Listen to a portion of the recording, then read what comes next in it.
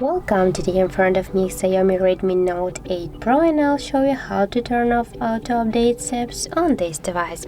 So first you should go to the Play Store application, and for sure you have to be connected to the Wi-Fi or to the another mobile data, and just right there on the right upper corner, or also you can have that here on the left upper corner, tap to the, for example, to the burger menu and go to the settings, and here you'll see the auto update apps section. Tap there and switch the on or Wi-Fi only to the don't auto update apps, and just confirm by tap to done.